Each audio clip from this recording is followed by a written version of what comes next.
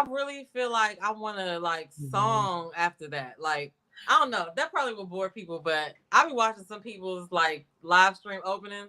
Some of them are entirely too long, but Yeah. if you hook it up the right way and you playing the right songs, I'll watch. You know what I'm saying? I'll stick around until you start if you got a good intro. But anyway, welcome to another Welcome back, everyone. live. Yes, with me and my sister. I know you got a heap of topics over there. I'm gonna throw the ball to you because I don't know about a couple of things that we're talking about right Listen, guys. now. But Welcome everyone. Welcome back to DCityLife Sisters. This has been a fun week. We've done a lot this week. Actually, it's so funny to think about that it was only a week ago that we were just. Wow. I know. Doesn't it seem like a couple days ago? Last Thursday was the Shan's event. Yep. So then I'm going to ask you, because we couldn't even go live that day because we were going to the event that night. Right. So anyway, we went live. Yeah, we did. Okay, so we're going to talk about Shan's, about that event and about the whole podcast. But like, how was your week since the last time we filmed? This week has been a blur. I've been like just going and doing different stuff and involved in different things. It's so crazy. I went into work a little bit. I've been getting a lot of content stuff done because I'm really going to start to focus a little bit more on Facebook. Like, I always post on Facebook, but I never really paid attention to like the monetization part. And I started getting these little messages of like to do things, and I kept, achieving the little things. So I'm like, okay, so we're about to look at Facebook a little closer. Anyway, other than that, my week has been good. I've been busy. Looking forward to the weekend. I just turned 47. So happy belated birthday to me. What else? I don't know. That's it. I'm happy to be here. Welcome everybody. How was your week? I'm happy you're here too. This is one of the best weeks. Like this is one of the best weeks I've had. Like, we had a great time last week, hanging out together. I didn't even consider the fact that you had gotten a year older. That's what's really funny. I was like, I had to talking about she's 47. I had to ask your mother too. How does it feel to have a kid that's almost 50? What's up, Buttercup? She trying to creep in. She has to be in the shot, y'all. This is the Buttercup show. But yeah, how does she feel about that? I think she laughed about it or whatever. I asked her father too. I don't remember what he said. I got to go back and listen to his message. But I just think that it's interesting because I never really, as I was growing up, I never really thought, I can't wait till I get 40. Or I can't wait. I just used to always, I remember thinking at 18 that 40 was old. You know what I'm saying? And then once I turned 40, I was just like, dang, I was tripping. And so now, obviously, I know that I'm the old head or whatever. No, you're not. Listen, I am enjoying aging. I'm enjoying getting wiser, and just, you kind of come into, as you get older, that we couldn't really understand this growing up, but as you get older, you just like begin to get more and more of a I don't give a. I know, which is an amazing thing. It feels so good to just be like, I don't give a fuck about that. It's an amazing thing. The level of I don't give a fuck that is released from my body. It's like a hormone or something. It's like I don't know what it is, but I never felt this way before. It's like I don't give a fuck. But now I'm starting to understand those older people that are like, like above 75 and 80, right? How real and raw that they be. They be like, look, you're gonna get this knowledge, or whatever they have to say, and they don't care. You're gonna get what you came to get. You're gonna get what I've got. That's what you're gonna get. Hey, Gwendolyn. Hey, Gwendolyn, welcome. Greetings to my favorite sisters. Hey, Gwendolyn, welcome. Love and light. Okay, I'm not even gonna go there right now, but yeah, my week was good. I want to talk about something that I was actually looking at today, but I kind of want to go back and talk about the social proof event that we went to last week that prevented us from going live. But what's funny is I look at one of our clips, or actually I was watching part of our show from last week actually, and I recognized that I was like, we were like, oh yeah, we're not going to be able to make the we're not going to be able to make the the event in July because we're going to go to the Chris Brown concert, and we are still going to go to the Chris Brown concert, so let's not get that but we realized that obviously we have to go to the podcast summit in July. Like, it's not. So we went to the event. Do you want to talk about how you what your experience was at the event? Sure. So sure. I feel like, okay, so we went to, so for those of you that don't know what we're talking about, there's bring it a up. podcast called the Social Proof Podcast, and so they talk a lot about entrepreneurship. And there's David Shands, and then you have Donnie Wiggins, and she's a business coach. But they talk a lot about entrepreneurship and, you know, mindset and stuff like that, which goes into that. So they're having a podcast summit because they had one last year and it did really well. So they are having another one this year in July. But what David Shands is doing is he's doing a tour going around talking about how to start a podcast and also talking about the podcast summit. And so, you know, it was a good experience because it's like you see people talk on YouTube all the time, but I feel like that there was actual value in going to be in the room with him and being able to ask questions and being able to just be in the energy. The people that we met, you know what I mean? The event was very good. He talked for about 3 hours. He made us do some exercises. He didn't just sit up there and talk though. He engaged the audience, you know what I mean? And he really does have, I don't know, this is like I said, he calls himself the podcast king, not because he thought that, but like people just started calling him that because he does know what he's doing. So this video right here, for people who actually follow me on Instagram, because I did get a couple of comments about people not being able to hear me, that was on purpose. I kind of like circumvented the whole little exercise he was trying to do. He made us go live to talk about our business, right? And he wanted us to talk for 2 minutes nonstop about a topic that we had previously written down in another exercise. And so we had to talk for 2 minutes. And then he wanted us to post it. And so in order for me, the whole point was to post imperfect content and stop, you know, just get over yourself as far as like, oh, it has to be perfect, it has to be this, it has to be that. So I just went further into it and was like, well, let me go ahead and take the audio out and put some music to it. That's an imperfect video. Nobody can really hear whether I make sense or not. So that was just a little chuckle to myself of that I actually completed the activity, but even though I kind of cheated a little bit, but anyway, no, as far as that, like the event was really good. Like I said, I like the vibe and everything. And so I wasn't trying to go to the podcast summit, but he pretty much gave away the ticket. So I mean, it just makes sense because the podcast summit, for y'all that don't know, is going to have a lot of people there. I think Tasha K is even going to be there. There's going to be like, you know, a bunch of different conversations going on. I think that even if you did not get to hear everything, just being in that arena, you never know who you might be able to collaborate with. So I feel like, you know, it was a no-brainer. It's in Atlanta, right? It's in Atlanta. It's going to be in Atlanta, July 4th and 5th, I think. Yep. So, yeah. But anyway, I was excited to go. It wasn't like any other, like, you know, those things that you go to. It's like, oh, let me go to this free event. There's going to be somebody this. Like, it was not like that. Like, even the whole setup. I can't remember the company of the place that they used to set up the LED screens and stuff, but it pretty much was just like this vacant room that they turned into, like, that shot right there looks like, you know, it doesn't look like where it was. So I thought that was pretty cool how they you know, elevated the room. And he's doing that on all his stops, I guess, or whatever. I guess, you know, I don't know. Maybe each spot looks different. I don't know.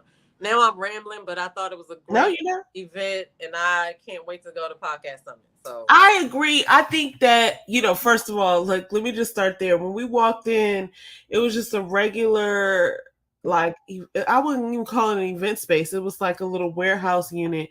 Like, you could just have easily, it wasn't you know, decrepit or anything, but you could have just as easily just been stacking boxes in there. Like, you can see the walls and the ceiling in this shot.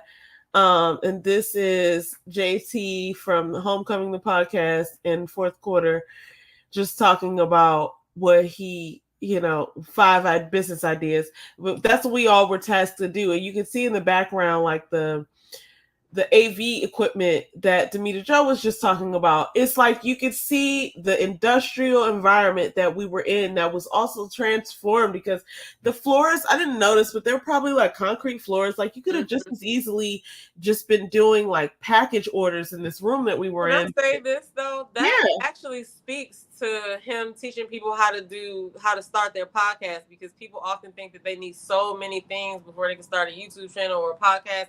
And he really did a good job of kind of showcasing we can have this podcast anywhere. You know what I'm saying? Even in this little empty like building. I mean, because it wasn't that big. It was a very intimate setting. But I feel like it was, he was just showing how it could be done, right? You could do the same thing on another level with your podcast. Find you a little corner in your house, set up your little corner, get your camera and some lights, whatever, right? Absolutely. And what's interesting? Did a good job with that. He's very good. Yeah, he hired somebody there. We do have a delay because I just heard you were sped up really fast. But okay, sorry guys, we have a delay. We'll be okay. But what was funny is like he's like touring different spaces, but the company who set this up, unfortunately, I do not remember which company set this up, and he was actually talking about how he didn't have a name for the space, and we called it The Spot, and we were like, you should take that, right? But he didn't. Okay, real talk, even though he did business here and I'm sure he collected a check, he didn't brand himself well enough for me to tell you where where to find him. But this is a it's a lesson for all of us, because it's like if he would have had a really good name, we wouldn't be able to stop it. Like when I went to that place the other week or whatever, other month, and I was like, we went here and this is the name and da da da. So there's a lesson for us all. But we had a good time. We're going to the podcast summit. I felt like I for one, I can only speak for myself. I was like, nothing's going to stop me from seeing Chris Brown. And while that is still true, I did put something else above the Chris Brown concert, because I was like, Chris Brown's not going to necessarily like make me money yet until we sign that contract, right? But before that point, I'm going to invest in myself. So I was like, oh yeah, duh. And it's so funny because I didn't shout out to Shans, because I didn't go there expecting to like buy anything or spend money on anything. But this is a good lesson for you, Shans. I'm gonna send this message to you. Let's just take this off screen. Let's make this loud and clear. You made an offer. I knew you were gonna make an offer. Okay, let's get that straight. Yeah. I knew you were going to make an offer. I was prepared for you to make an offer and for me to decline. I came there so that I could hear what you had to say, because we love hearing you speak. We wanted Donnie to be there, but we understand, but we knew you were going to make an offer. I personally was thinking that, can't speak for you, Demeter, but I was thinking that like, he's going to make an offer. I'm not going to jump on the offer tonight. However, his offers are good. I've purchased one. We've purchased his offers, and they're good. They're good. They're valuable. They're more valuable than the cost. So that's good. He's doing good business. But I'm just saying this. This is the part. I knew you would make an offer. Yeah. I was prepared for that. I was prepared to decline the offer. However, we were there to support and express camaraderie, gratitude, and to talk about Nevich. The Nevich. We wanted to celebrate the Nevich. But also, I was prepared, for the offer, and just like, okay, not today. But the discount that you offered made it a no-brainer. It was like, well, okay. And then this is just sincerity of just like having us do an exercise and us getting to meet those people in the room in our own community. Well, that was amazing to me. And hear some of their stories. I'm like, oh, these people are right amongst us, right? It's just like, we're occupying the same roads. And and I was like, wow, this is pretty dope. Like, we're all here, we're all watching this guy, because we all understand there's value here. But like, to think about the people that were in the room, I felt like I was in good company. Mm-hmm. You know what I mean? Yeah, it was really cool. So shout out to them. If y'all don't already follow the Social Proof Podcast, make sure you follow the Social Proof Podcast. And yeah, that's all I have to say about that. We'll revisit it one week in a couple months when we go to Podcast Summit. Yes, I'll just share the screen one more time. I'm not like we're doing any promo for them or whatever. Like, we're not getting paid, but this is the thing that is going to be happening. And you know what? I'm just going to go ahead and take that Where's off. that picture that he showed? Because the one that he showed, it got Tasha K on there, and I'm interested to see what she's going to be saying. Go back up a little bit. Oh no, that's not the Podcast Summit. But you know what? It is. I bet go to Shane's page. Yeah, I bet it's on his channel. So that show looks so cozy right there. The way that shot was. The one that he had on the screen when we were there. Mm-hmm. Nah, the one he had on the screen when we was there. I don't know. I know what you're talking about. I saw it somewhere, but I can't remember where I saw it at. But that right there looks a little cozy. He had the little whiteboard out there. I was like, okay, you would not be able to tell that that's where it was. The lighting and stuff. It was the screens. I don't know. Is this where we were? Yeah. Yeah. There was a curtain right there, a rug. So he did. Oh yeah, this was us. Yeah. So I think that was really interesting how they set it up. Like, it doesn't really look bad, but he told them to turn the lights on because as a content creator, you're gonna need to turn the lights on so I can use this footage. You know what I mean? Yeah. So, but that's everybody doing their exercise. He made us hand our phone to the person beside us that was our partner, and they had to record us with our phone talking about our business. And it was we got put on the spot there we are. Yep. We got put on the spot, but it was everybody did it. Nobody was like, oh, I'm not doing it. You know how you had those situations where people just be like, I'm not participating. Everybody participated. So it was pretty cool. It was shout out to Shane. Anyway, we've talked about that. We've talked about that, everyone. Okay, on to the next one, because honestly, there's a lot. Oh, this isn't even. Let me stop sharing. This isn't even what we're talking about. There's a lot happening, and we're gonna have to revisit some topics. I know what I want to end on. So we're not gonna go there yet. Is this something that I want to talk about right now? Oh no. Okay, no, that was having to do with the Podcast Summit. This lady was just making this point that, like, if you don't have a podcast, understand that Suge Knight has a podcast and the audio sucks. And have you ever heard these snippets from Suge Knight's podcast? I think I have. I think he tells these stories and stuff, and it's like, oh, these are stories from the desk of Suge Knight, even though we know he's in jail. But I mean, dude's making albums from jail now too. But the thing is, he's doing a podcast. We have all the equipment and freedom to do podcasts. I feel like everybody that has, at least the people who are entrepreneurs, definitely should have a podcast. I feel like people who have who are great storytellers, like you know those people that they could just tell a story. Like, I think those people should have podcasts. I mean, shoot, if you feel like you like to talk, you should have a podcast. Just see what happens. But definitely entrepreneurs, because that's another way to connect with your audience or whatever. And I just started my podcast, even though I've had it for a while. I've not really. After that, I was like, okay, I've been messing around with this podcast thing, because I was just like, okay, well, I'll just consider this on YouTube my podcast, right? But then I was like, no, because I listen to stuff sometimes that doesn't have any video. It's just audio and somebody is just talking about something. So I was like, well, maybe I do need to do that. So I went ahead and I uploaded my first episode.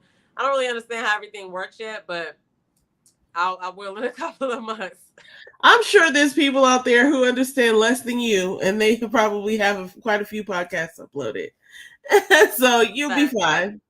Yeah. So, but the one thing that I'm kind of confused about is like, do I take my audio from my videos and upload it to the podcast, or do I like record separate episodes for the podcast? Like, how does that work?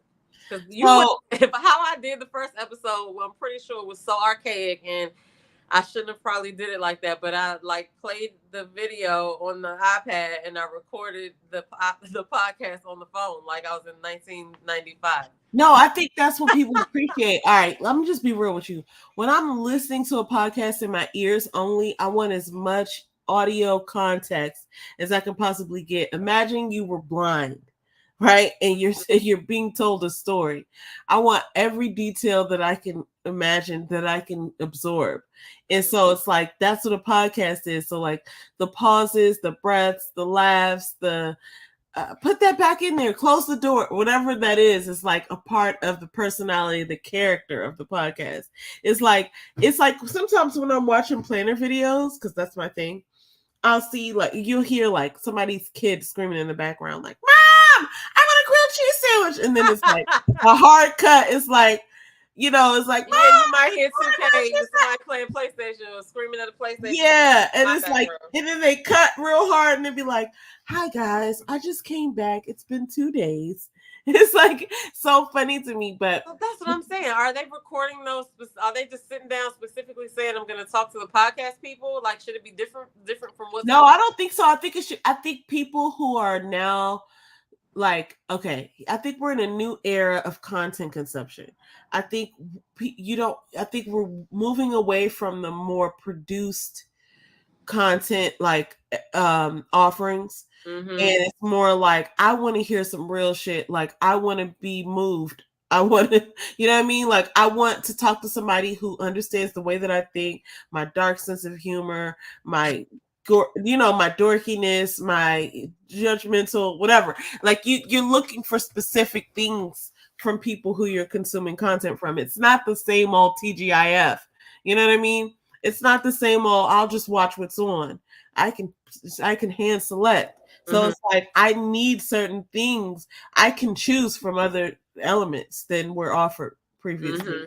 So it's like, yeah, like I think that podcasts are like that, because it's like, you're not gonna, you know what? We just learned this last week. You're not gonna necessarily download somebody's podcast. I don't think I download podcasts.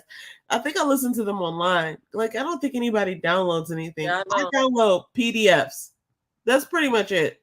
Mm-hmm. I don't think people download things anymore. I subscribe to podcasts. Yeah, but I don't download. Sometimes when I'll see like on our ISIC joint, like, oh, you got 15 downloads. It's like, what? What's a download? What's downloading this? You know what I mean? But so to answer your question though, you could take the audio from your video, and that's just exactly what it, what it is. That's what podcasts are made of. It's just whatever, and a lot of times you could just not even go the extra mile, but like just include all of the background stuff. And where you might edit for YouTube because it's visual, you wouldn't do that for a podcast. Like, podcasts are almost like I don't know, it's like I mean, but in the video I'm editing my audio, right? So you would upload the edited audio. But I wouldn't even do that. I think I would let. Well, I mean, you're talking about, I'm talking and I'm saying, oh no, I don't want to put that. No, I got to cut that out. No, okay, so I can just show people like that. Nobody needs to. Oh, if I say something 2 or 3 times or whatever, like nobody's gonna want to listen to a podcast where you're not even getting to the point because you keep fucking up. Well, that's like something different that you would offer. That's the behind the scenes footage, and people would like that. People would like that. People want to know that they're listening to a real human being and not a bot. And so I think that's the thing that is really popular, becoming more popular, is the imperfections. I gotta explore that further. Listen, upload some stuff that I'm talking on the video. I'm just talking, right? But the reason why I would have cut it out of the videos because either I may have mispronounced the word and then I said it over and then I the oven thing start beeping, and then I might have cussed out the dog. I don't know. But those are the things that make up like bloopers. I've watched videos where it's like the bloopers are at the end. So let me rephrase my question, because what I'm trying to figure out is what's the easiest way to do this without having to edit different things, right? And if I'm going to, but I still want it to be valuable and have people be able to take away from it. Like I'm not going to listen to somebody that doesn't keep talking, that they have long periods of silence, that they have to you know what I'm saying? I don't, my attention span is not going to do. So if you're going to produce like a 45-minute podcast, yeah, you're going to just basically take whatever from, here's what I would suggest. You talked for an hour and a half, right, on your video, and then you're like, I want to take the top high level most valuable takeaways, and I want to put them together like an Evan Carmichael video or something. And then it's just like all of these bomb like like thoughts sequenced together, drawn together, and that's what I would put out as the podcast. Because then it's like, okay, people are gonna do the podcast, so like they're invested in the podcast before they click on it. There's certain things we watch that are like, oh my gosh, this is an hour and a half. Oh my god, this is 3 hours. I'm gonna watch it though. It's like those people have your trust. Mm-hmm. You know what I mean? It's like, okay, whatever you have here, I'm willing to invest my time in because I've typically gotten value. So I think whatever you think is valuable is valuable. I mean, because you got to think about. I mean, yeah, because I'm thinking about when I get my setup like I want, I'll be using my mic, right? And I'll be talking into the microphone versus like trying to record with the video.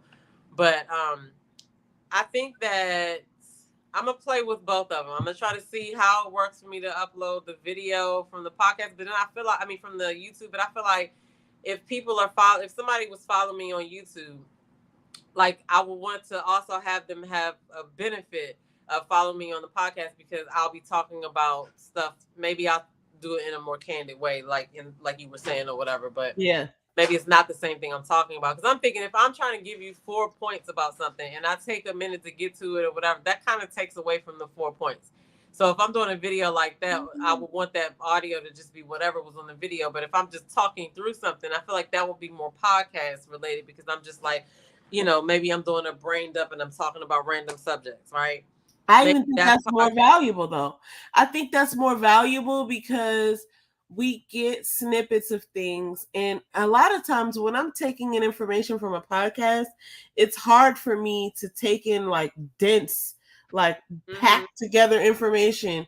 I need some repetition. I need some breaks in there so that I can, even sometimes I'll pause something and be like, and repeat the words like this, just so that I can absorb it. So it's like a lot of times, even if you're giving like nuggets, like gems, you can't just take a bunch of gems like locked up like that, like in a barrel. Like you need some sort of like, like something to break it up, like some repetition or something. And I think a lot of times, what we used to love when we would watch those movies, and especially in the 90s, we used to love those like blooper reels at the end.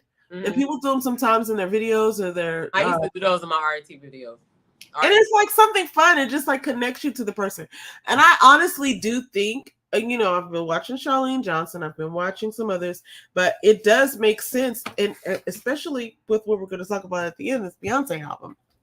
I think it's time for us to take it back to say like, like show me that you're human. Like show me that you're not a bot. Like everything can't be so information packed. It's got to be some humanity in there. It's got to be like somebody laughing or a sigh or something that's like, oh, I couldn't pronounce that word. It's a blooper, right? I think we're talking about, I would have to probably show you a different example, because I definitely I'm not the person that would be like, get your pen and paper and I go over everything without putting in some type of humor or whatever, right? Like, I 9 times out of 10, I will keep certain mistakes in, and I use that on my RATV videos. But I'm just trying to figure out, like, I want the podcast to be something in addition to and not a duplicate of, if that makes sense. You feel what I'm saying? Yeah, you don't want just the same content posted on every platform. Right. So I'm trying to think. You have a good point, though, because I want to lean towards the authenticity.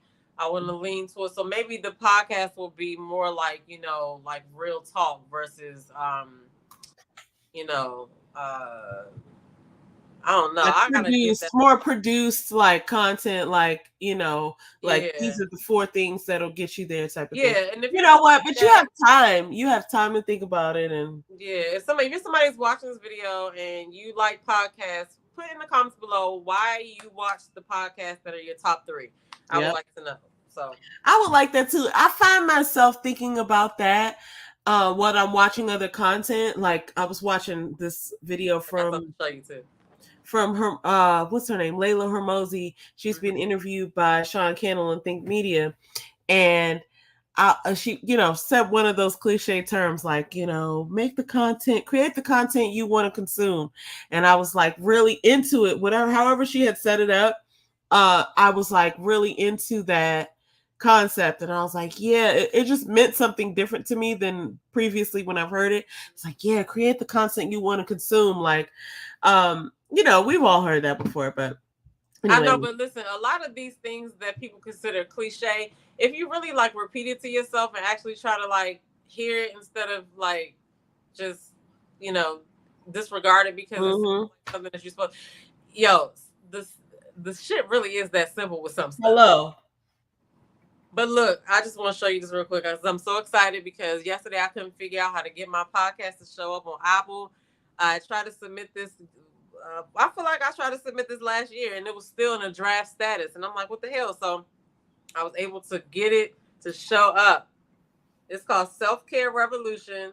Okay. Yes. This is me. Let me go to my thing. Let me see. Yeah, it's called Self-Care Revolution. I love that. Red spot, it says women over 40.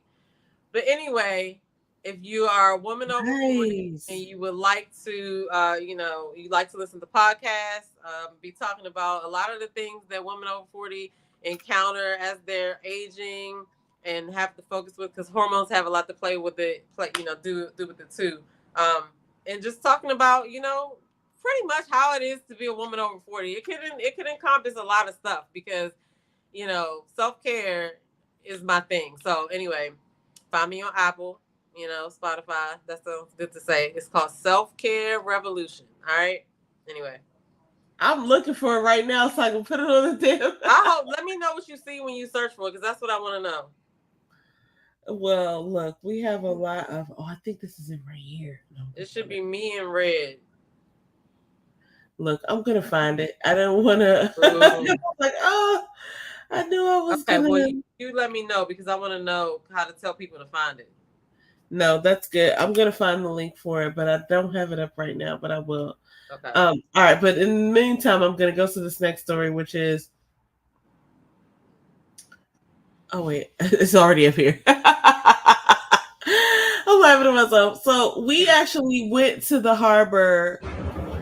Oh, I saw this. You sent me this update. Yeah, this is I don't even know who runs this thing, but this man is going around pointing out all of the businesses, right, that are like Black owned, and we pass by some of these businesses all the time. We actually went out here for our anniversary because we love to go to this one restaurant out there, and I didn't even know about some of these places. Some of these places I did know about though. Oh, is that a Black franchise? We go there all the time. The Ben and Jerry's, and I know where the Vino, the Harbor is, and that's owned by a Black woman actually. That's what's up. Yeah, but I love Brookie Girl. I haven't been there. Oh, you're gonna love it. It's the body butter and stuff. Oh, and the story of that is good too. Me and Earl went there for Christmas one time. I love it. Well, I just love that all these Black businesses are out here. Like, okay, all right, I gotta go to the harbor. I gotta go. Hello. It's a good time. And I love the way that this show was so long. Like, it's so many things that I didn't even realize were Black businesses out there.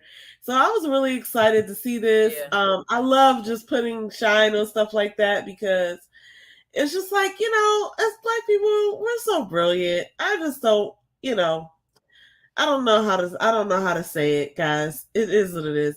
Anyway, speaking So of black brilliance, I'll share this. I was just talking to one of my coworkers today, and they put me onto the fact that Jasmine Sullivan, Maxwell, and I don't even know who October London is. I'm sorry, everybody. Somebody out there is really a big fan, but I don't even know who this man is. Who that is either. Again, I don't know. Maybe somebody will come back in the comments. Like, no, just the fact. No, I don't think I know who this is, which is fine because he could probably sing because he's on the tour with two singers. So singers.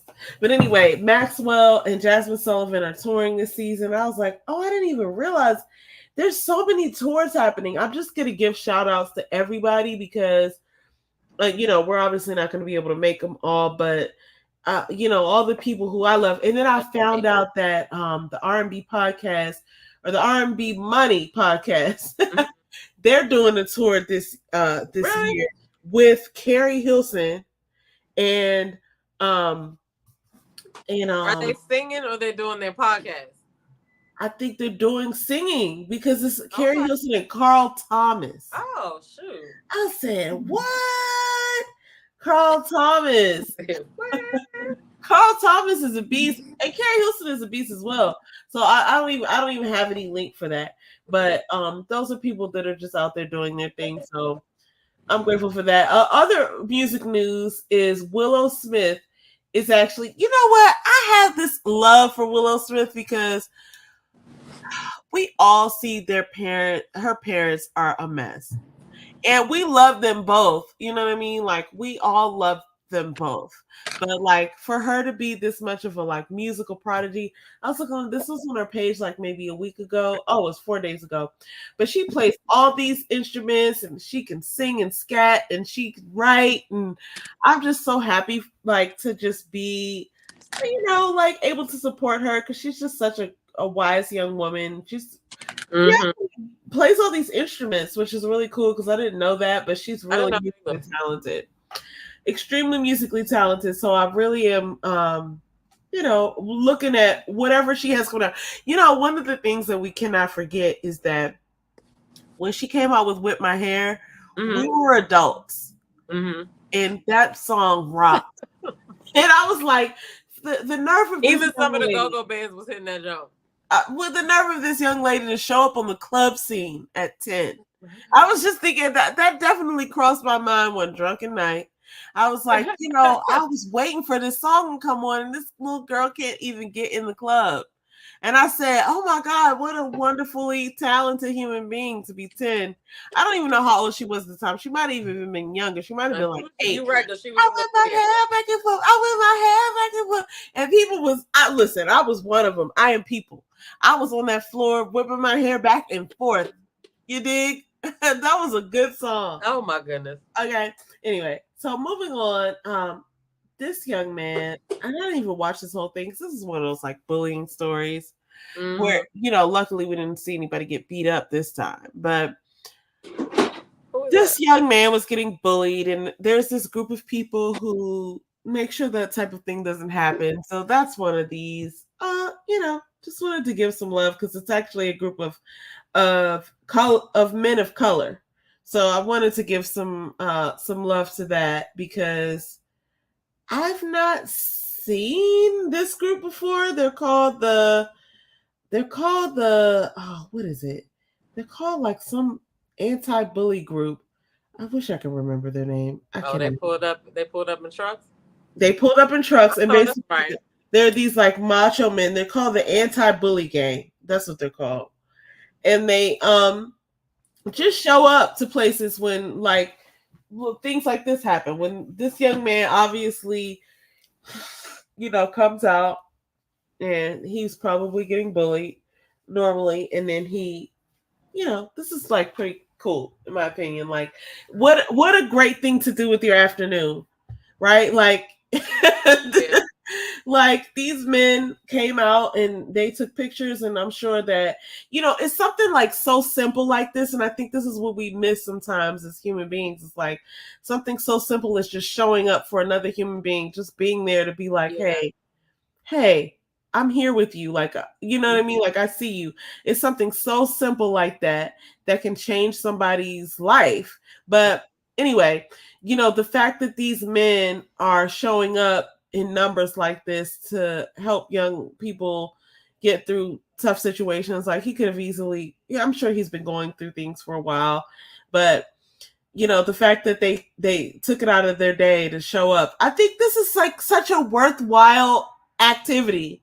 Yeah. Like, And it's positive. So yeah, I just want to give a shout out to these people, because it's things like that like basically make people's lives better. And what else could you be doing better? I don't think there's much. what was their name? You said Anti-Bully Gang? Anti-Bully Gang, yeah. And I'll try to find their link, because I thought I had their link, but I don't see it in my notes. But anyway, okay, here's somebody else on the internet. Now listen, let me tell you something about Tabitha Brown.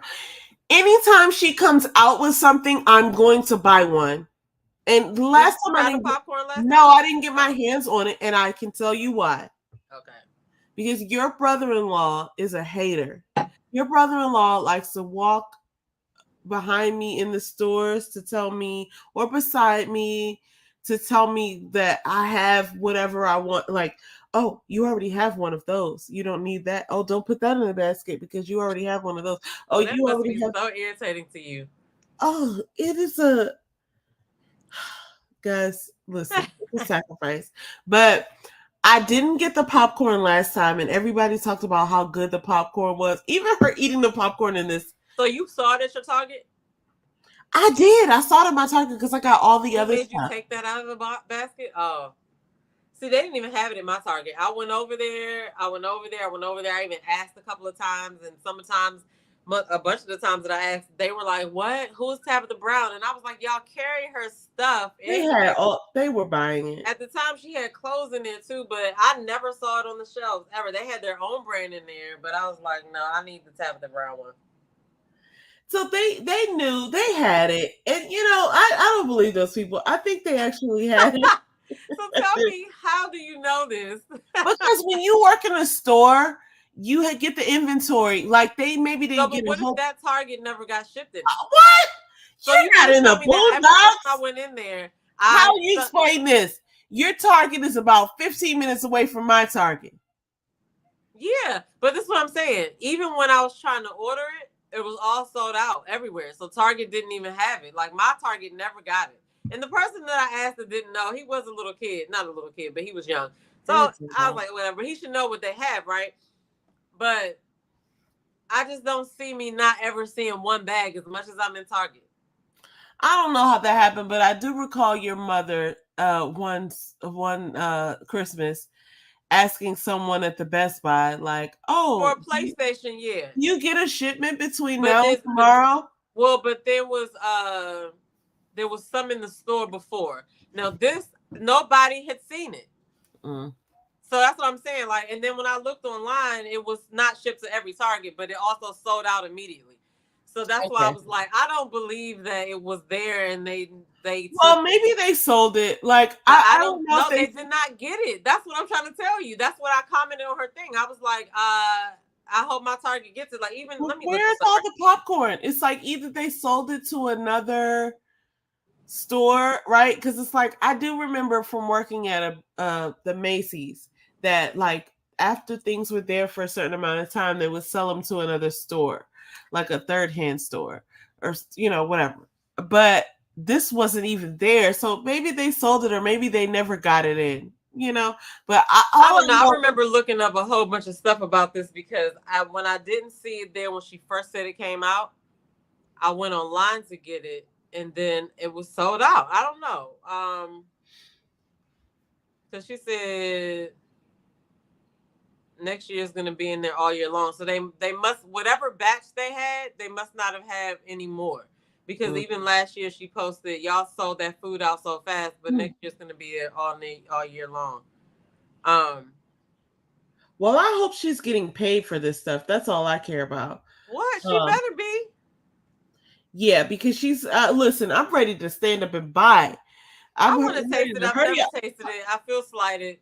So I want, and she's selling this shit. I want some of this popcorn. right. And Okay. then that's the Anyway. thing. She was the one buying all of the stuff in her area, I bet. Because every time I turned around, she had a post talking about, so what? I bought these multiple bags. Well, I would have brought them too. I Me don't think she's too. around, so I want to. But anyway, all right, we're 45 Well, I'm minutes gonna in. be on the lookout. So We're gonna have to get into some of the dramatic events of the week. This is not even normally we cover Black news, but because both of us follow this man and because he's a prominent figure in the internet space, I think we have to talk about this, but it's part of a larger conversation around integrity and how we put people on a pedestal sometimes. But anyway, if you haven't heard, I was told by your brother-in-law that Dr. Andrew Huberman apparently was cheating on his girlfriend or something of the sort, or he was dating multiple women. Now, first of all, let me ask you, how do you feel about that as a statement? What's your reaction to that? disappointing, but I am in my, I'm learning that people have different aspects to them, right? And people also are constantly evolving, right? So I feel like that's one side of him. He still has great information for working out and sleep, and he interviews great guests. I am disappointed in him though. So this is what's unfortunate. My initial reaction, and this is something that I probably have to think about. It's like, well, is it true? Then I realized that when I said that, I was like, well, does it matter to me if it's true? That brought up a whole nother level because it was like, he's not a married man. And I thought to myself, well, what if he was lying to someone? Well, so first of all, that's not where I started. I was like, what if this was a misunderstanding? And then I was like, what if he misled someone? Right, it came from misunderstanding to mislead. And then I was like, well, what if he flat out lied? What if he's not the person that I thought he was? And then that got me onto a whole nother tangent. Because then I realized that the people that I follow, I trust at a certain level. So I got to talking to James about this because I was like, there's certain people who like maybe I've listened to for a long time that are consistently valuable, and then I assign them this level of trust. Mm-hmm. And within that level of trust, there's all these expectations built in. Because then it's like, some people aren't even with us any longer, like Earl Nightingale, or you know what I mean? It's like I love Earl Nightingale. It's like, there's like very little that I've heard from Earl Nightingale that I wasn't already on board with. It's like I'll just drink that up. It's like, oh, Earl Nightingale, teach me, Earl Nightingale. It's like I don't even question whether he's saying the truth or not because I've heard so much that I felt like, oh, well, he's obviously going to just give the real, right? And then I realized that like people like Andrew Huberman fall into certain categories after you hear them enough, or like even like let's say a Tom Billy or a David Shands.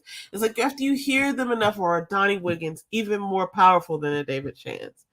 As a Black woman, it's like you hear this person give enough truth and enough value, and then you like sort of assign them a category or a level of trust, even though I'm not saying you, but even though you're not necessarily sure that they have that level of integrity, you've assigned it to them because they've provided this amount of value. So then I wondered to myself, and this was a self-check, because I was like, do I even care? Like, do I care for him to explain this? I don't care for him to explain this. I don't think that either I would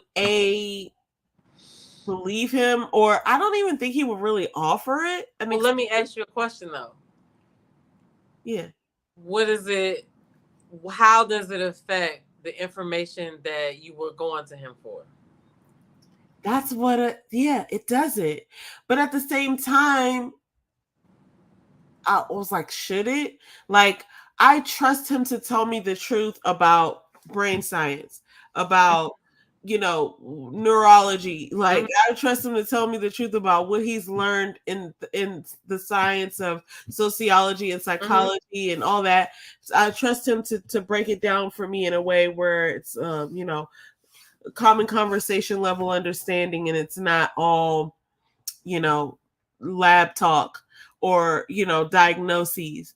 And I do trust him for that. He's been consistent with that. Mhm. He hasn't broken any promises there. And that's when I was like, do I need him to clean this up? Because, like, Right. I was like, right. I was like, do I need him to clean this up for me? Like, this isn't good.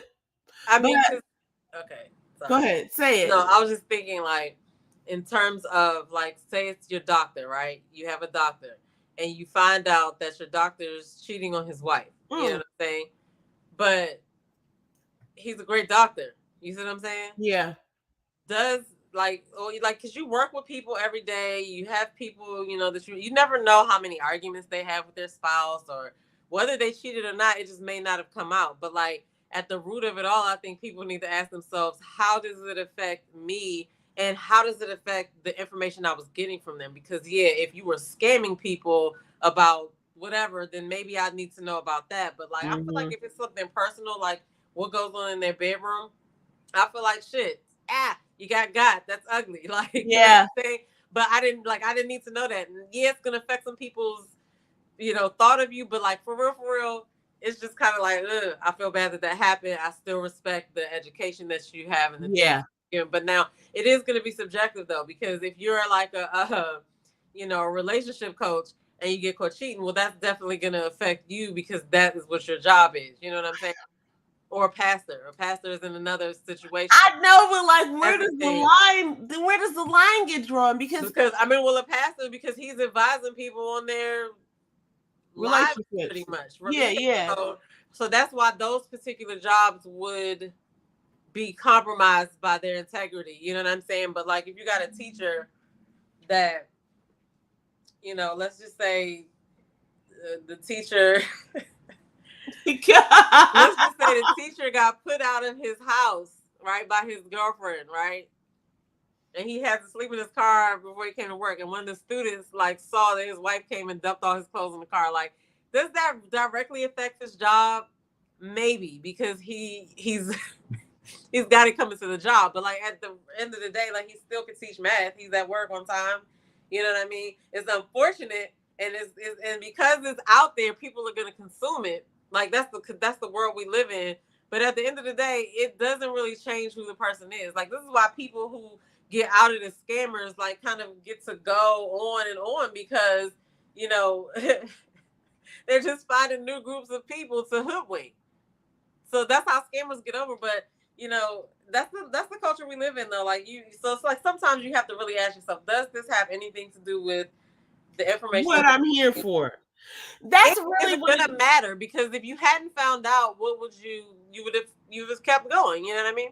So I don't know. I think it's subjective though. It depends on what it is. you know what? I'm gonna go ahead and say this. Because normally I'm like, integrity is integrity is integrity. I do believe that. But at the same time, it's like if your integrity is falling down in every area of your life, then you should consider some changes. Like you should consider some changes wherever it feels bad.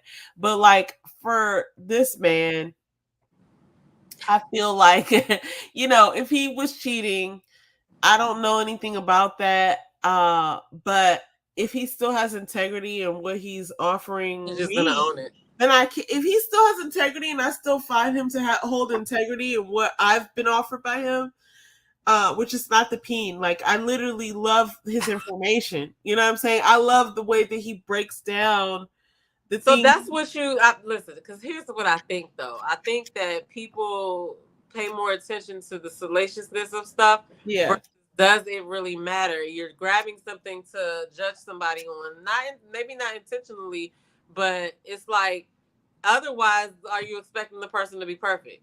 No, you're just expecting the Right. person to contain their drama, pretty much, right? Because he should know of all people. You're not even of all people, but I feel like he's been out here enough to know how he should have been moving, and I don't know, but yeah, and so I agree. I'll pick it up right there. He's been out here long enough to know how he should have been moving. We'll see if this impacts his sort of status in any realm. But people yeah, probably in his DMs right now. I'm so certain.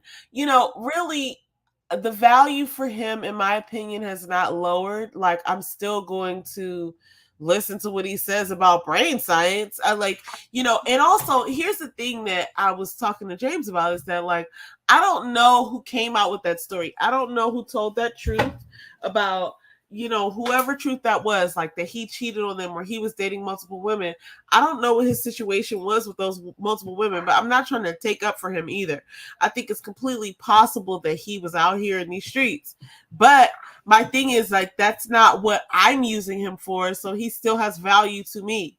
And the idea that at what point do you throw a whole person away off of one aspect? Because, like, there's certain aspects of all of our lives that people aren't so proud of. Like, there might be somebody who's like, continuously written up at work, but they're just barely keeping their job, right? They don't want everybody to know that, or they may not be able to pay their rent this month. They don't want everybody to know that. Like, it's like people pick one aspect and then kind of judge people on that, and that's where the cancel culture came from. Because it's like, okay, it does depend on what the person did, but I feel like this is a regular life fuck up that doesn't have anything to do with his particular information. But however, if he was a pastor, then it would be different because his integrity is on the line. You know what I'm saying? So agree. It's just like you said, like how does it affect me, and does it affect the truth of whatever information he was given, right? Yeah. And I don't think it does. I really don't. It's like, unfortunately to whoever, if she's telling the truth and that's what happened to these young ladies or this young lady, more power to you. You'll find a way. But as for me, I'm going to go ahead and finish listening to whatever. And I hope that doesn't have like a negative Andrew. Oh, right. Poor you. I am going to be looking for details though, because I the nosy side of me would like to know what's going on, but And look, I don't know who is this his quote. The only thing that you can truly control is where you place your attention and where you place your effort. That's the truth, guys. That's really that. I mean, like, can we deny these things? It's like, what do you want me to do here, lady? And then another thing is, okay, this is not what I came here to say, everyone. But I like to think that when you're getting cheated on, you kind of know. I don't know. And that's not the case for everybody. It's not. I mean, yeah, because you might be more astute than somebody else. I've known people who just did not know or refused to believe what was happening, but those kind of realizations, I feel it's best to let people come to on their own if they're not somebody that's close to me. I'm not getting in that, in that kind of. Yeah, you're right. I redact my hat, everyone. It's like you didn't hear that. All right, on to the next story. Look, okay, that was my quote. What's funny? It's like I forgot that I had commented on this post. But when did you send me this? Because I sent you this a few days ago. Oh, actually, this was a post from March 17th. Are you serious? But I didn't send it to you until like a week ago. CBS has $2 billion deal with Dave Chappelle for new late night show. Really? No, not really. No. So I couldn't find any tractional line, and this is what I want to bring this up for, because when I saw this, I was like, really? Oh, I need to go and confirm it. And something in me was like, I need somebody like Yahoo or Google or I don't know, some news station, New York Post, New York Times, Washington Times, somebody confirmed the story for me, and I couldn't find anything. And I was like, why can't I find anything? This is ridiculous. They don't want to report on this. And then I was like, oh, then that's when I considered that, like, maybe the story isn't real. So I don't know if the story is real or not, but I couldn't find anything to back it up. And this is my comment over here, everybody, with the lady with the I was like, look, because I was like, are you sure? And it's like, I'm not trying to throw anybody out there, but like, unfortunately, when you just repost, and I've been guilty of this before, when you just repost Oh yeah. something and you haven't read into it or heard it or looked it up, this is how misinformation gets spread. I hope this is not misinformation, because a lot of people were commenting like, good for him, and I'm so glad he deserves this. He deserves this type of deal. And I was like, man, I hope this is real, but I couldn't find anything to prove it.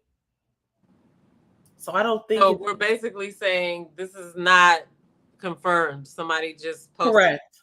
This is not confirmed, but somebody put it out there, and I saw it on 3 people's channels. I saw it on 3 people's channels, and I was trying to find it. Doing that with the movie posts too, like certain movies they be thinking coming out and it's not. Somebody just starts circulating a picture. So if anybody out there knows that this is a real story and they have a real link to like a real news story, please share it with us, because I really want this to be the truth. But if it's not, whatever. I'm looking for the real truth. What were you gonna say? No, I wanted to make sure it said billion and not million. Correct. It says billion, because like 2 million doesn't even make the news anymore. He got a $2 million deal. No, I think Monique made headlines a few years ago because she wanted like what the other girl got. What's her name? Amy Schumer. Yeah, she wanted like 11 million or 14 million or something like that. So Dave Chappelle is more, I would think he's more he's more marketable than Monique. Yeah. I would think. I don't know that for sure.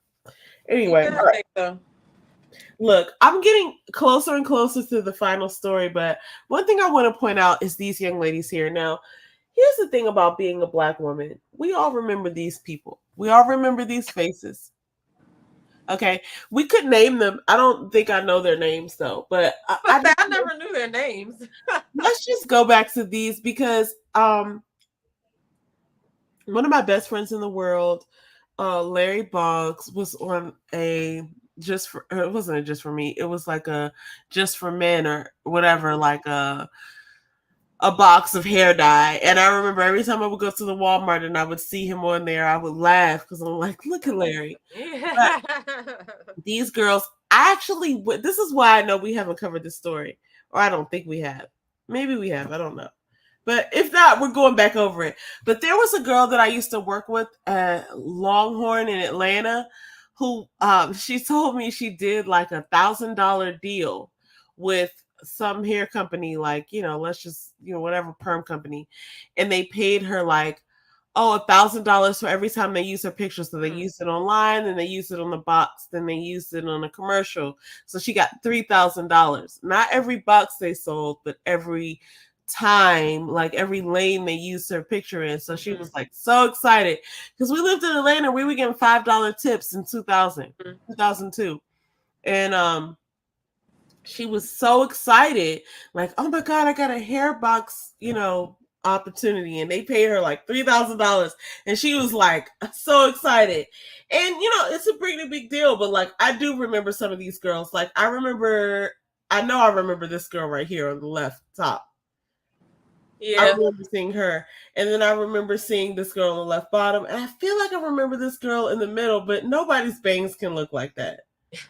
Like, I think that was AI before AI existed. But look, so this is why I'm bringing this up, because these are regular ass people who have decided like to put their That's funny. So cool. So they all like chimed in online. This is the value of social media, people. Right.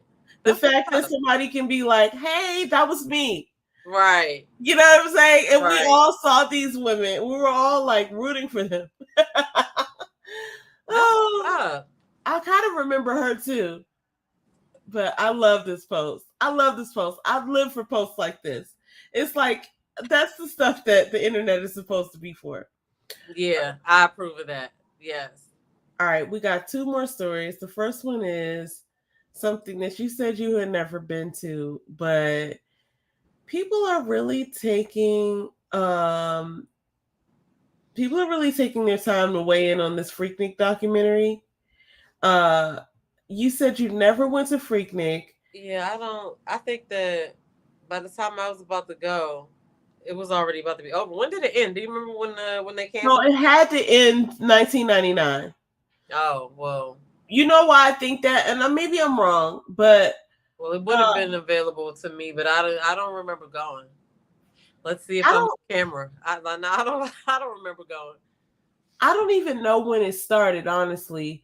But when I got to Atlanta, to college in Atlanta, they were like, Freaknik just ended like in the last year or two because there was a bunch of stuff happening outdoors that they didn't feel like should be happening outdoors, like the city. When I say they, it's like they shut down Freaknik because it was like, oh, there's things happening outdoors and we're not okay with this, so we're just gonna shut the whole thing down. Here's what I'm getting. I have not watched the Hulu documentary, but here's what I'm getting from like sort of the internet streets. Um, it's being heralded as like as like a time in history, like the civil rights movement or something. And sometimes people don't like stuff like that, but at the same time, like it's got its own place in Black culture, where there's the whole Two Live crew and Luke and all them, and we celebrate them. So like I can understand why this would be something that you would celebrate. Like it's Freaknik. We all know what it was. You're right. It was 1999 that it ended. I didn't get to go. Your mother wasn't having that. Nah, I don't think so either. When I went to I did go Atlanta, to Bike Week though. I did go to Bike Week. Black oh, Bike. where was that? That was after I became an adult though. I was because I remember it was right before I must have been like 23. Because I remember me and one of my friends from work that we used to like hang out together. We drove down there. It was fun though. I could only imagine how crazy Freaknik was. Look, I don't know where this is from, but this looks like Freaknik to me. A bunch of people just hanging out in a park. It's about music. It's about hanging out with other Black people. It's about meeting people. This was back before, and I don't know if we talked about this or not, but I'm going to talk about it again. This young man is about the age of Earl. Now Mm-hmm. he's talking about how, you know, they don't have it as good as we did because they always have their phones with them. And if you're always in your phone, then you can't be present. And that's why his parents had more fun than they ever would, Mm-hmm. right? Type of thing. And so I do recall that, right? Like we're the last generation that experienced life on both sides of Mm-hmm. technology. So it's like I can see how, but to them there is no life without technology. There's Right. no life sans technology. So it's like you gotta have your phone, but like we know a life that's like, no, you don't gotta have your phone. You can just be out here in these Right. streets. Like that was one of the freest times I've ever had. Actually, it's just like no one can contact me. I'm out. I'm Right. outside. You'll see me when Right. I get You had to back. be either yeah. Yeah, that's really crazy that we live like that. Thinking about how we live now, like you left your house, leave your house without your phone tomorrow. You're gonna turn right back around and go get your phone. It's like Oh gosh. we can't even fathom. Oh my god, this is so such a spoiled dog. Who did you like this? Who did it? Cause golly. Ugh. Okay, now we have a delay, but I need you to talk about Elizabeth Ovesen, who is basically Corinne Steffens. Now we know about Corinne Steffens from the 90s and early 2000s, where she used to be called Superhead, and she had a whole life being called that. But then now she's reinvented herself a few times. She's an author. She's a best-selling author, and now she's very much into this sort of aesthetic where she's talking about art and culture. And I was actually looking at some of her pictures because I know who J. Paul Getty is, but it's really interesting to see how she's reinvented herself. What do Did you you see her story about her with the editors or something like that? She was about to do a book or something. She's trying to write this book, and she had this story about how the process was going, and she had to like she I don't know, she didn't cuss the lady out, but she basically told the lady about herself. or whatever. But she had those little series. It's like a 5-part story that she put on her Instagram. No, I didn't. Please tell me more. Well, no, I only watched one or two reels, and then I sent it to you so you could see the, hey, this is Superhead. I didn't know this was Corinne Steffens. I was already following her, and like one day I looked at it, I said, who is this? And I was like, oh my God, this is Corinne Steffens. And so I was like, I'm shocked about how much she's done since then and how she's grown, and she's very smart. The book that she was writing has something to do with, I think, law or something, or politics, or the House of Ill Repute. I don't know what the book is about, to be honest, like specifically, but I just noticed some of the stuff she talks about. But she's very smart, so I'm gonna have to recheck her channel out. I mean, recheck her page out. Yeah, she is very smart. She's been smart. Also, she was the first person to try to tell everybody about Puffy ass. I digress. Oh, I do remember that, where she would She talk wrote that about, book. she was About everybody. a lot of details, buddy. She's giving a lot of details. I remember that, and I remember thinking, like, why would she say that? Right? Like, what does that mean? I remember thinking that, like, what does that mean? Like a bleeding?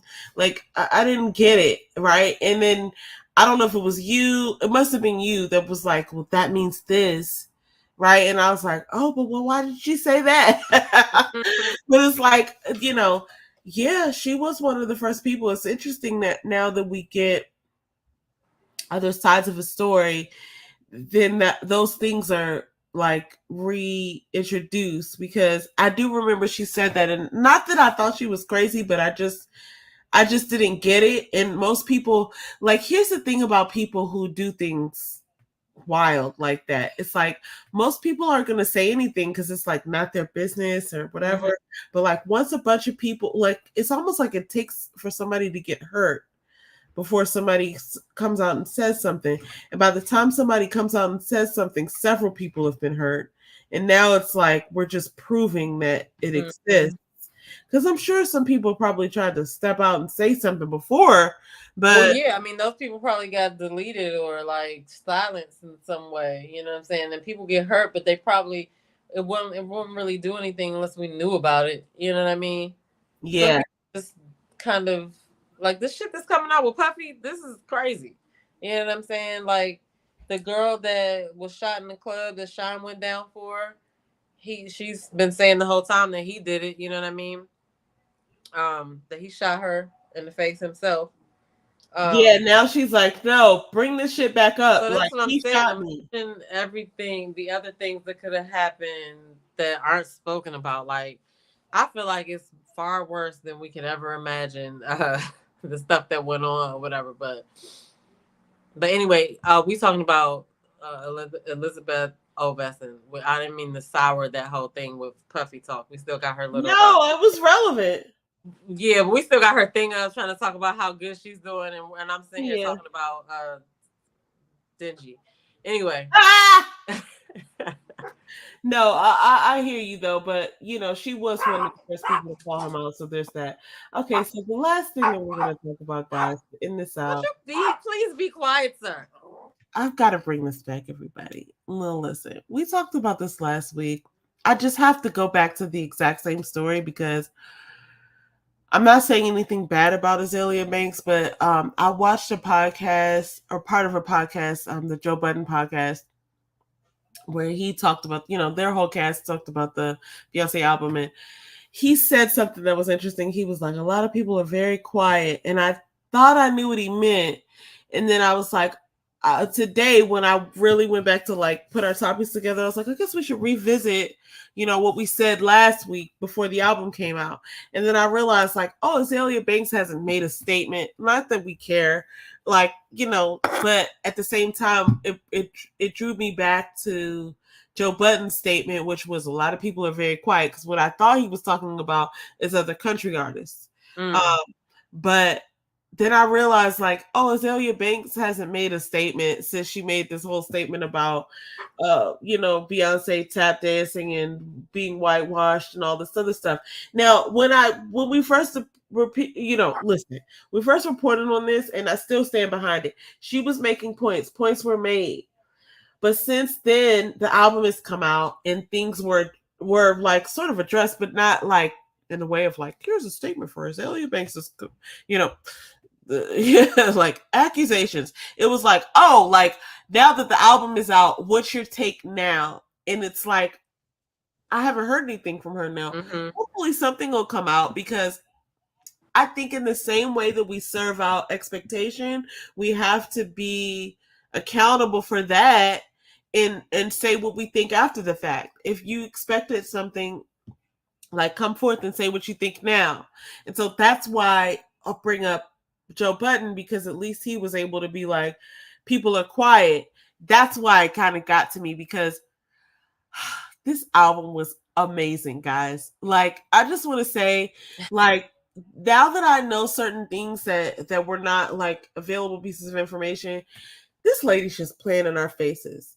Like, this lady is out here doing things that we've not seen in our lifetime, and she's doing them like almost dismissively of respect for us. Like, she's out here. Let me just tell you something. Like, I like, nobody's comparing themselves to Beyonce, but like, she's bumming people. She's out here playing games in our faces.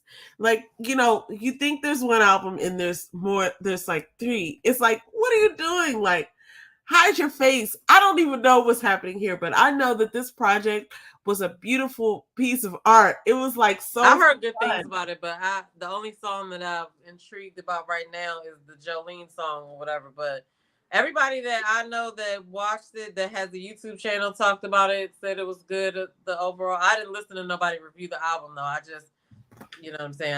I got that it was a bop. Man, it's more than a bop. It's like, it's really funny. It's like, she's showing personality. There's beautiful pieces of music. It's like, when you listen to the music, you're going to be delighted. It's like, oh, this is really fun.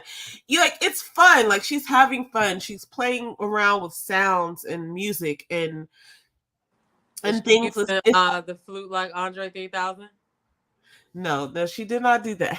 I mean, listen, we're seeing things that people have never done before, because that was the wild. All those memes that week about that was crazy.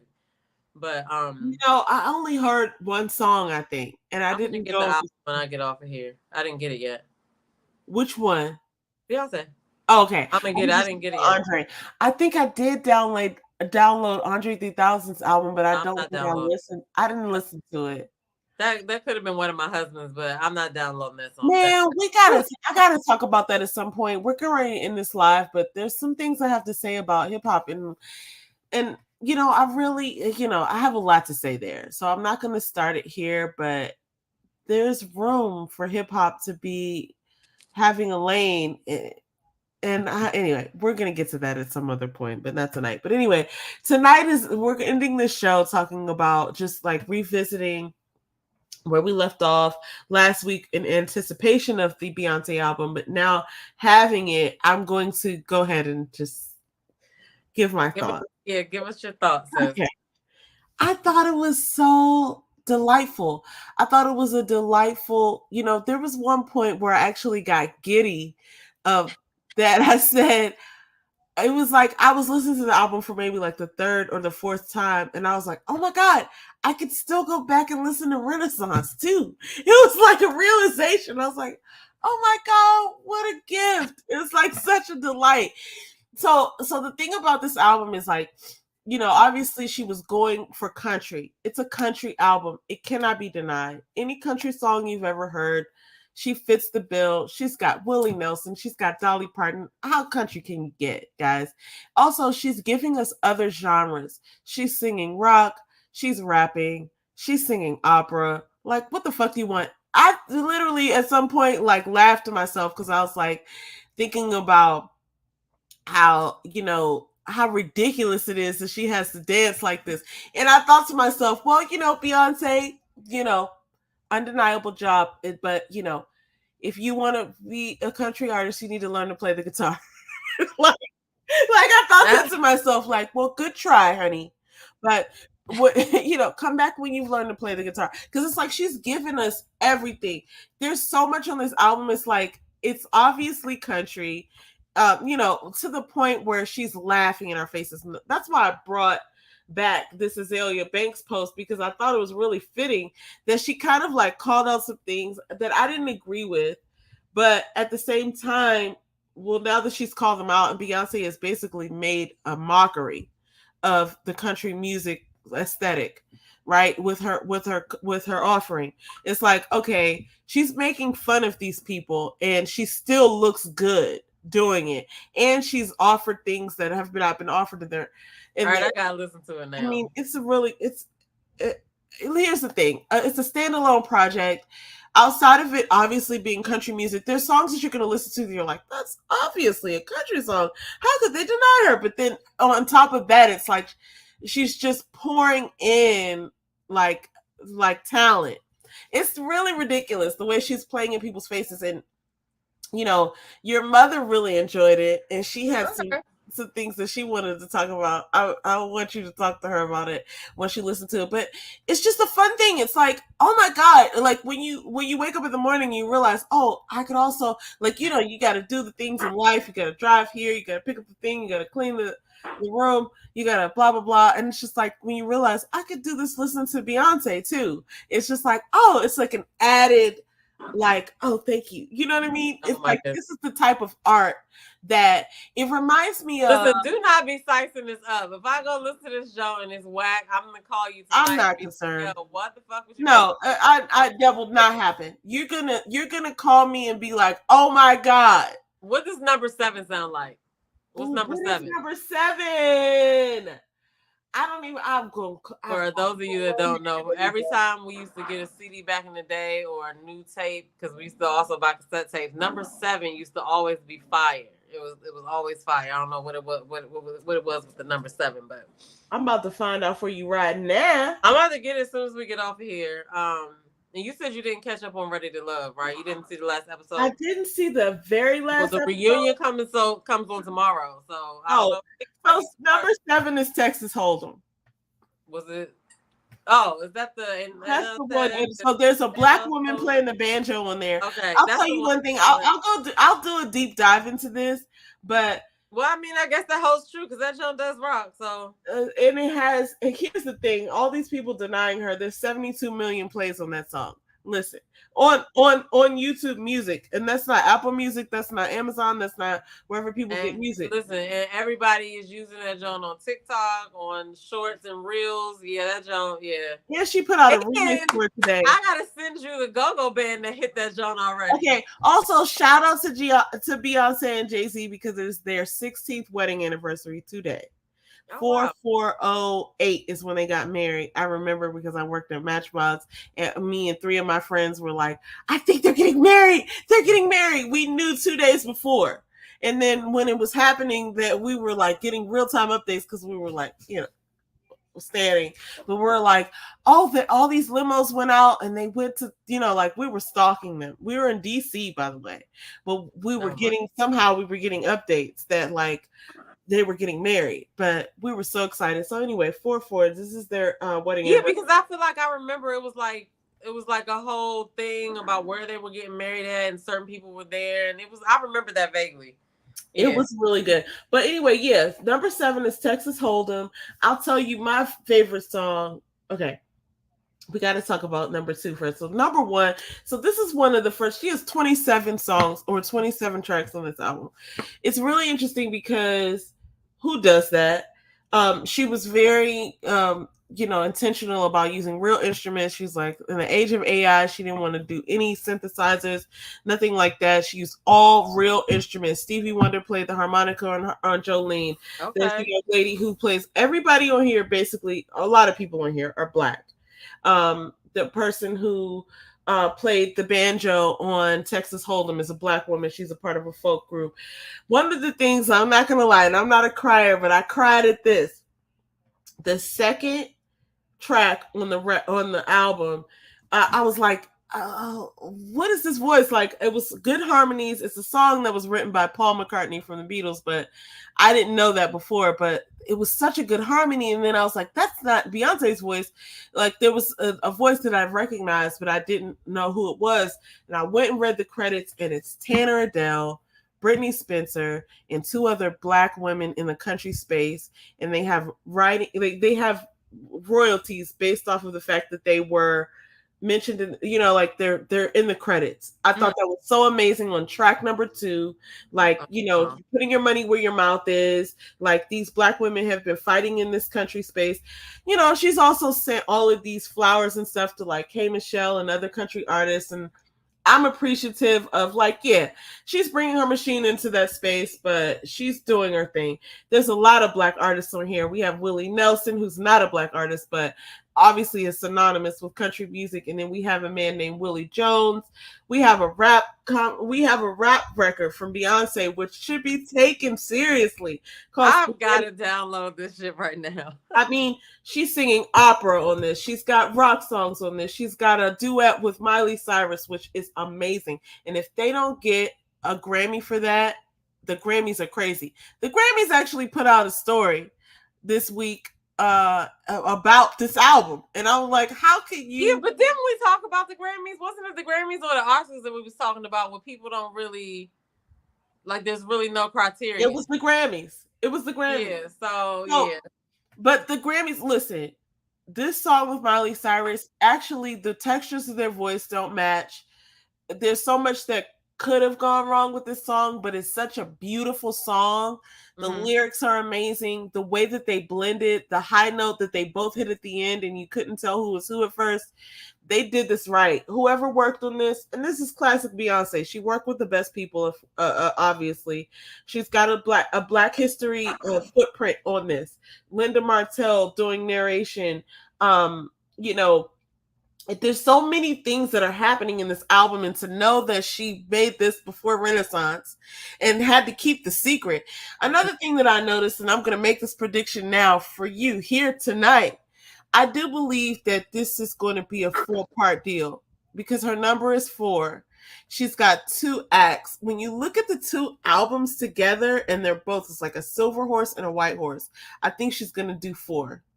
I don't see her stopping at 2. I don't see her stopping at 3 because 4 is her number. Mm-hmm. You know what I'm saying? Like, she was born on the 4th of September. Jay-Z was born on the 4th of December.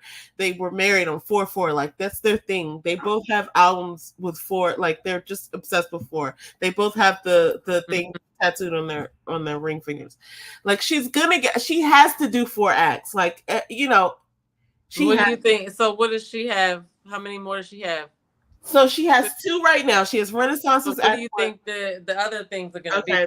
I think she has to do a rock album. A rock album. Okay, I can see that. And if we're playing games here, which I heard some sounds from this album that I heard in the Renaissance album. So if she's like playing games, which I think is so fun that she's playing games with us. It's hilarious. It's like, I gotta listen to this album so I can see what the hell you're talking about. You're gonna laugh. You're gonna laugh, but you're also gonna be delighted.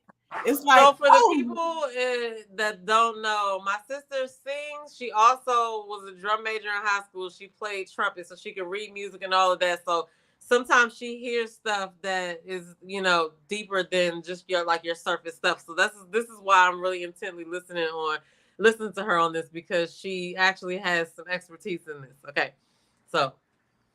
I think listen, when you listen to it, you're going to be delighted. It's an earful of delight. And like, she comes right out the gate. It's, most albums when you listen to it, it's like the intro is the intro, da da da da. She comes out, the intro is about 3 songs. Like, it's like, they're all short songs, but I was going to ask you that too. How long are they? They're all about 3 to 5 minutes, like 3 to 4 minutes. Most of them are 3 minutes. They're short songs, but you're gonna love the songs. But like, when she starts out on that first song, you're gonna like that song. It's not like a buffer song. It's not like it's 1999 like killers, even though that was let me just tell you something. We used to listen to that. Think about back in the day when he was 89, little nigga on the ground. Look, I know that whole Bone Thugs. Boom, boom, boom, boom. Anyway, let's not.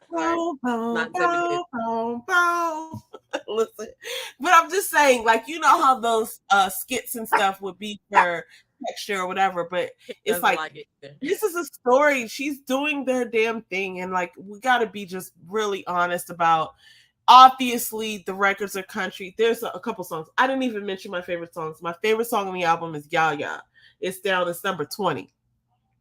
Okay, I'm bored. Levi's Jeans with Post Malone, one of my favorite songs. Two Most Wanted with Miley Cyrus, one of my favorite songs. My favorite actual songs on the thing are probably Bodyguard, Protector. So I gotta go from the top. American Requiem, this is the first song. It's something about that song. It does give you goosebumps. But then when I heard Blackbird, I literally shed tears because when I heard the song, it's a beautiful song. But then when I went and checked the lyrics or the credits and realized that this Black woman gave other Black women credit on the song and they can up their resumes because they worked with her, I was like, that's where it counts. And it was a. However, I must ask one question. Hasn't she been in trouble for that before or under fire about not doing that before? Okay, so she did do the right thing this time. Okay, all right. Yeah. Listen, that's a good call out. But this time it worked out. So then she's got, and 16 Carriages, and I think Texas Hold'em was written by Raphael Sadiq. Did you know that? Isn't that fun? Well, listen, they're all really good songs. I like Protector. Rumi Carter, has a line in that. Willie Nelson. It's so funny the way she used Willie Nelson and Dolly Parton to like make her point. Because one of the things that I think is overarchingly, which is why I'm calling Azalea back to the carpet, because it's like she's just making fun of country music at this point. I have to listen to it so I can see why you're saying that. Okay? She's making fun of the machine. When you look at the visuals and you listen to the lyrics, she's obviously promoting herself, and she's obviously promoting her struggle, but she has a lot of Black history built into it as well. And she's obviously like, I can do this. I can do this too. But she's also like, okay, when you go listen to it, you're going to hear this. Here's what she's saying. This is so funny because I don't know that she's saying this, but this is what I think she's saying. She's like, oh, you didn't think I can do country music? Here. Oh, and fuck you. It's like she's hitting all the notes. She's doing all the things. Pay special attention to her background.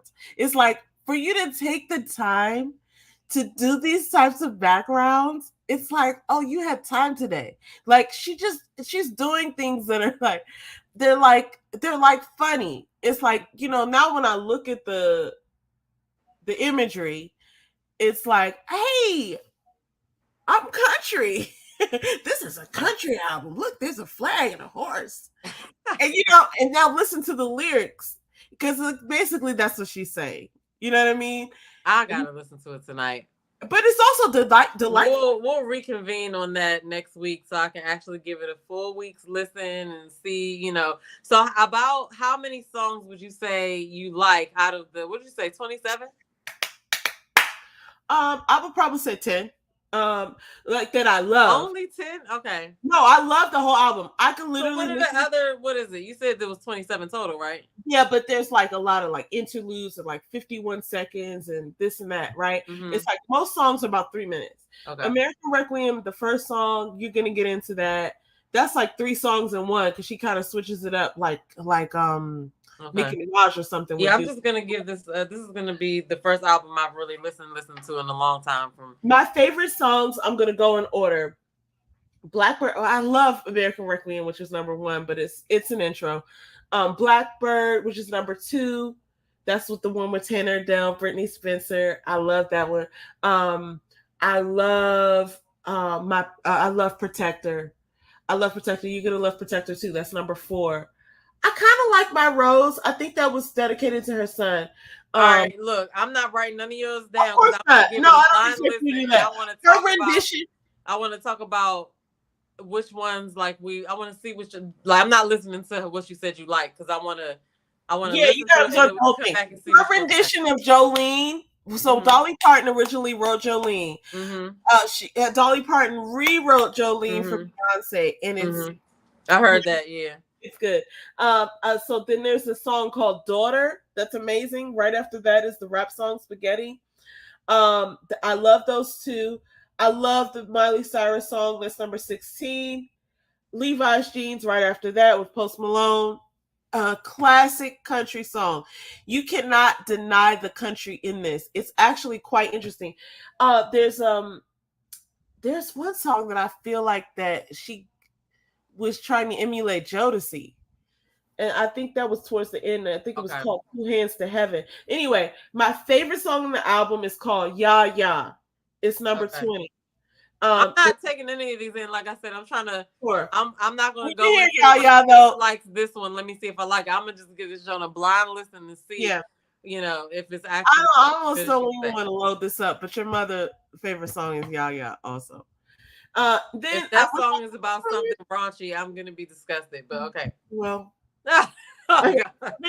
There's another song called River Dance, which I fucks with. And then Two Hands to Heaven and Tyrant. These are bomb ass songs. Like she's just shitting on people. It's like imagine someone showed up in full hair and makeup just to shit on people, and then imagine that person was Beyonce, and this is the album. All right, if she doesn't get album of the year, this is ridiculous. It's like they should just shut down at this point because it's like okay, she overdid it. It's like she overdid it, but it's also enjoyable. It's not like this is weird. Okay, all right. Good. You're gonna like it. Well, if you are watching this on the replay, definitely get in the comments below and give us your takeaways. Not even takeaways, but your favorite songs on the Beyonce album, her new country. Is it safe to say it's a country album, right? Yeah, she says it's not a country album, it's a Beyonce album. It's a country album. I guess just like it's Beyonce's internet, I guess Beyonce's the new word for country. Hey, we're all just here trying to keep trying not to look like bums next to Beyonce. Because like how many hours does she have in a day? Like what? But she always I'm sorry. Go ahead. I just say she already said she can't cook, so okay. That's where God loves. I guess she don't have to. Yeah. But have you ever listened to this? Doesn't K Michelle do country music? Yes. Did she have a whole country album? Yes, she has good country albums. Yes, K Michelle is very good. She has a single out now. Has a country voice. You know what I mean? Like her, she could sing. So I gotta check hers out too. Okay. Yeah. One thing about K Michelle is that she can yodel. I think is a folk like thing, but not everybody can do. Like not everybody can do that, and that is a talent that is like you can't just leverage that and learn how to do that on the weekend. You know what I mean? Like I watched the back in 2020, I guess, Real Chance at Love. When Zeus at first came out when it wasn't really nothing on there. And he had all these girls to come meet him or whatever, and there was one that could yodel, and so she yodeled and stuff like that. But anyway, no, K Michelle though is a beast, and you know, there's certain things that like I hope that like I want Beyonce and what's her name, Miley Cyrus. I don't think they recorded that song that they have on the album in the same room. I want them to do that live. I want to see what that looks like because Miley's style and her texture of her voice is so different than Beyonce, and it doesn't match, but it sounds good. And I love that it's like sandpaper on silk or something. It's like Miley has such a swag that people don't get, but Miley got something, and to hear her on a song with Beyonce, it's good. They both hold their own. In fact, Miley might have renegaded Beyonce on that, but it's a good song both ways. Like even the way that Jay-Z did Renegade, and when I say renegaded, I'm talking about Eminem, the way he came on that song Renegade with Jay-Z, and he kind of like took it over. And so Miley could be considered that element on this record, but not really because they both held their own. I mean, which is the same with Renegade, but I would love to see them perform that together because obviously they didn't record it in the same studio at the same time. They probably like layered their tracks and meshed it together, but they both sound great, and I would love to see them perform that together. But anyway, that's what I have for you guys on the music front. But I can't wait for you to hear it and give it All a right, shot. well, yeah, I'm gonna download it as soon as I get off of here. I'm gonna try to listen to some of it tonight, but I didn't realize it was like I forgot that we started really, really late tonight. So You did. But anyway, listen, it's been fun. I can't wait to catch up with you next week. When I'm yeah, I sure will have listened to it by then. a lot more will have happened too. And I do know a little bit about like what's happening in the uh like not even necessarily like what's of the dating show world, and we do have to catch up on that. But Yeah, because the reunion is tomorrow, so next week will be. I think they're doing the reunion in two parts, but next week will be a good time. So catch up on the episode that you missed for last week, because tomorrow the reunion comes on the first part. I think I don't know if it's in two parts or not, but for I'm Ready gonna to catch Love, up right? on it. Huh? I said I'm gonna catch up on it for sure. Yes, yes. So because I need to talk to you about these interviews, because I watched Alonzo's interview last night, and all I just can say is bless his heart. Because and bless Kojo's heart, because he's got to be the most patient person that I ever watched interview somebody. But last night was just all I can say is bless Alonzo's heart. See, I don't know if I can be that patient with people. We're Well, gonna have to yeah, talk you about this haven't even offline. seen the thing. It was just. I'm gonna get into that in more depth after I watch the first part of the reunion, or whatever part of the reunion this is gonna be. I'll get into some more depth about it, but I feel like they find the most wildest personalities to put on TV, and just because they know that something is gonna trigger these people to bring out their real selves, and Mm. it's gonna be the TV golden moment, Mm. and it's just anyway. Anyway, so we'll see how the reunion goes tomorrow. Well, thanks everybody for joining us tonight. Catch us next week. We'll be talking about whatever's happened on the internet since now and then. Facts. And if you're watching this on the replay, feel free to drop in the comments, add to the conversation. Um, yeah, that's all I got for y'all. It's a little late night, so we about to get out of here. I'm about to download this album, and I'll see y'all in the next video. Peace, everybody. Oh my